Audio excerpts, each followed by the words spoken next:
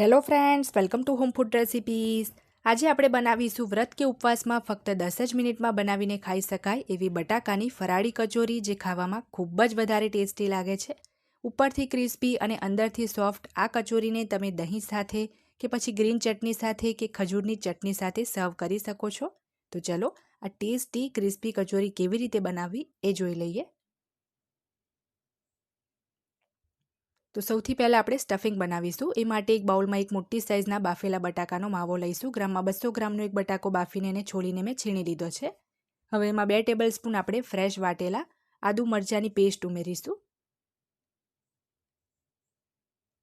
હવે એની અંદર આપણે 2 ટેબલ સ્પૂન જેટલો અધકચરો કરેલો સિંગદાણાનો પાવડર ઉમેરીશું। સ્વાદ મુજબ આપણે એમાં સિંધવ મીઠું ઉમેરીશું। જે ઉપવાસમાં ખાઈએ એ આપણે સિંધવ મીઠું ઉમેરવાનું છે। 1.5 ટેબલ સ્પૂન એટલે કે 1.5 મોટી ચમચી દળેલી ખાંડ ઉમેરી છે। 2 ટેબલ સ્પૂન જેટલા ઝીણા સમારેલા લીલા ધાણા ઉમેર્યા છે। 1 ટેબલ સ્પૂન આપણે લીંબુનો રસ ઉમેરીશું। 1 ટેબલ સ્પૂન આપણે સૂકા કોપરાનું છીણ ઉમેરીશું। હવે આપણે બધું જ બરાબર મિક્સ કરી લઈએ।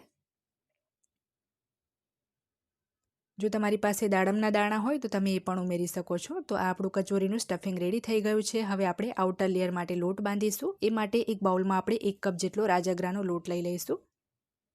હવે એની અંદર 1/4 કપ આપણે આરારોટનો પાવડર લઈ લઈશું। આનાથી કચોરી આપણી એકદમ ક્રિસ્પી બને છે। જો તમારી પાસે આરારોટ પાવડર ના હોય તો તમે ફક્ત 1/4 કપ જેટલો રાજગરાનો લોટ લઈ લેશો તો પણ ચાલશે। સ્વાદ મુજબ એમાં સિંધવ મીઠું ઉમેર્યું છે અને સરસ આપણે એને મિક્સ કરીને થોડું એમાં પાણી ઉમેરીશું। થોડું કરીને પાણી ઉમેરવાનું છે અને મીડિયમ સોફ્ટ આપણે લોટ બાંધી લઈશું। અહીંયા મેં લોટ બાંધવા માટે અડધો કપ જેટલું પાણી લીધું છે। તો અડધો કપ પાણીમાંથી બસ 2 ટેબલ સ્પૂન 1.5 થી 2 ટેબલ સ્પૂન પાણી આપણું બચી ગયું છે। બધું જ પાણી યુઝ નથી થયું અને લોટ આપણો સરસ બંધાઈ ગયો છે। તો લોટને આપણે સરસ મસળી લેવાનો છે। લોટ સરસ મસળાઈ જાય એટલે આપણે થોડો હાથને તેલવાળો કરીશું અને તેલવાળા હાથે ફરીથી એકવાર લોટને મસળી લઈએ આ રીતે।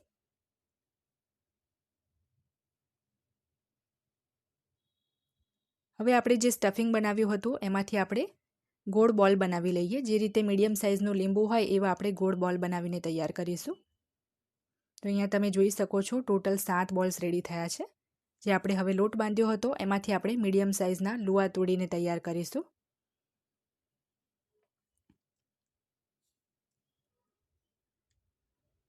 હવે આપણે એક પાટલી લઈ લઈશું અને પ્લેટમાં મેં થોડો આરા લોટનો પાવડર લીધો છે। એની અંદર આપણે લુઆને કોટ કરીને મીડિયમ રોટલી વણી લઈશું। જો તમારી પાસે આરા લોટનો પાવડર ના હોય તો રાજગરાનો કે સિંગોડાના લોટનો પણ તમે યુઝ કરી શકો છો। તો હવે આની સેન્ટરની અંદર આપણે જે સ્ટફિંગવાળો બોલ બનાવ્યો હતો એ મૂકીશું અને રોટલીને આ રીતે બધી જ બાજુથી ફોલ્ડ કરીશું। હવે ઉપરનો જે આ વધારાનો લોટ છે એને આપણે આ રીતે કાઢી લઈશું। હજી થોડો વધારાનો લોટ દેખાય તો એને પણ આ રીતે કાઢી લેવાનો છે અને આ રીતે કચોરીને આપણે થોડી હાથથી ચપટી કરી લઈશું। બધી જ કચોરી આપણે સેમ આ જ રીતે રેડી કરી લેવાની છે। તો અહીંયા તમે જોઈ શકો છો બધી જ કચોરી મેં રેડી કરી લીધી છે અને ગેસ ઉપર તેલ પણ મેં ગરમ કરવા મૂકી જ દીધું છે। તો ગરમ તેલમાં એને આપણે તળી લઈએ। તો ગરમ તેલની અંદર એકસાથે આપણે 3 થી 4 કચોરી એડ કરીશું। બધી જ કચોરી એકસાથે નથી ઉમેરવાની અને સ્લો ટુ મીડિયમ ફ્લેમ ઉપર આપણે 3 થી 4 મિનિટ એને ફ્રાય થવા દઈશું। 3-4 મિનિટ પછી તમે જોઈ શકો છો બધી જ કચોરી આપણી સરસ ગોલ્ડન બ્રાઉન થઈ ગઈ છે। તો એને આપણે આ રીતે મોટા જારાથી કાઢીને એક ટીશ્યુ પેપર ઉપર લઈશું, કારણ કે રાજગરાનો લોટ છે એટલે આ કચોરીને તળાતા વધારે વાર નથી લાગતી। તો બાકીની બધી જ કચોરી સેમ આ જ રીતે આપણે ફ્રાય કરી લેવાની છે। એકદમ ફૂલેલી અને પરફેક્ટ ક્રિસ્પી કચોરી બની છે। પણ આ કચોરી તમારે ગરમ જ ખાવાની છે, કારણ કે ફરાળી કચોરી છે તો વધારે વખતે ક્રિસ્પી નહીં રહે। તો અહીંયા આ કચોરીને મેં દહીં અને ખજૂરની ચટણી સાથે સર્વ કરી છે। જો ઉપવાસમાં તમે આંબલી ખાતા હોય તો ખજૂર આંબલીની ચટણી સાથે પણ સર્વ કરી શકાય છે। મેં ફક્ત ખજૂરની જ તીખી ચટણી લીધી છે। તો રેસીપી પસંદ આવે તો ચેનલને સબસ્ક્રાઇબ કરી બેલ આઇકન ચોક્કસ દબાવજો, જેથી દરેક નવા વિડીયોની નોટિફિકેશન તરત તમને મળે।